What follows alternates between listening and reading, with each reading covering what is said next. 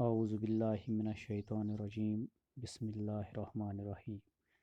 پیارے بچوں، السلام علیکم ورحمۃ اللہ وبرکاتہ۔ امید ہے کہ آپ سب ٹھیک ہوں گے۔ پیارے بچوں، کل ہم نے سبق جس کا نام ہے تندرستی ہزار نعمت ہے اس کو کمپلیٹ کیا، تو آج ہم اس کے سوالات کے جوابات لکھیں گے۔ تو پہلا سوال ہے، تازہ ہوا کیوں ضروری ہے؟ اس کا جواب میں نے لکھا ہے، صحت مند رہنے کے لیے تازہ ہوا ضروری ہے۔ یہ ہم نے سبق میں بھی پڑھا، تو اس لیے یہ جواب ہم نے لکھا کہ صحت مند روزن خطرہ سے تازہ ہوا ضروری۔ تو دوسرا سوال ہے، صاف پانی کیوں ضروری ہے؟ صاف پانی کیوں ضروری ہے؟ اس کا جواب لکھا ہے، تندرست و صحت مند جسم کے لیے صاف پانی ضروری ہے۔ جس طرح صحت مند رہنے کے لیے تازہ ہوا کی ضرورت ہے، اسی طرح صحت مند جسم کے لیے اور صحت مند تندرست رہنے کے لیے صاف پانی کی ضرورت ہے۔ مقوی غذا کیوں ضروری ہے؟ مقوی غذا کیوں ضروری ہے؟ مقوی ہم اس غذا کو کہتے ہیں جو ہمیں طاقت دیتا ہے، توانائی دیتا ہے۔ تو ان غذوں کی ضرورت کیوں ہے ہمیں؟ تو مقوی غذوں کی ضرورت اس لیے ہے ہمیں کیونکہ یہ غذا ہمارے جسم کو طاقت بخشتے ہیں، طاقت فراہم کرتے ہیں۔ تو جب ہمارے جسم میں طاقت آتا ہے تو ہم کام کرنے کے لائق ہو جاتے ہیں۔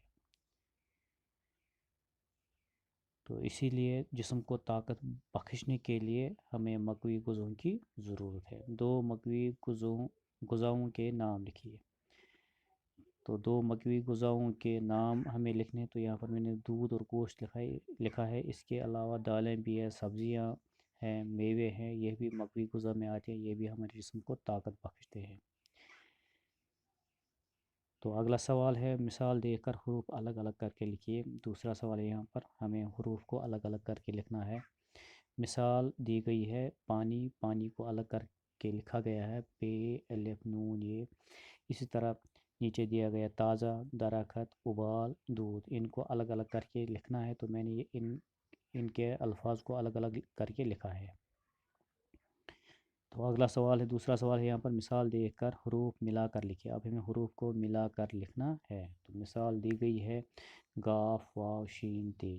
تو یہ ان کو ہم ملا کر لکھیں گے تو یہ گوشت بنے گا۔ اسی طرح میم، کاف، واو، یہ مقوی بنتا ہے۔ الف، بے، لام، وا، الف، یہ ابلا بنتا ہے۔ الف مد، دال، میم، یہ آدمی بنتا ہے۔ سین، بے، زے، یہ سبزی بنتا ہے۔ ان کو جب ہم ملاتے ہیں تو یہ لفظ میں نے بنائے یہاں پر۔ تو سوال نمبر 5 ہے، جسم کے اعضاء کے نام لکھیے۔ تو یہاں پر ایک تصویر دی گئی ہے، تو ایک بچے کی تصویر دی گئی ہے، تو ہمیں جسم کے پارٹس پر باڈی لکھنا ہے، جسم کے حصوں کے نام لکھنا ہے۔ تو پہلے میں نے لکھا ہے یہاں پر سر، ماتھا، ناک، بازو، پیر، کان، آنکھ، منہ، ہاتھ، ٹانگ۔ تو بچوں، یہ اس لیسن کے سوالات تھے، ان کا جواب ہم نے لکھا ہے۔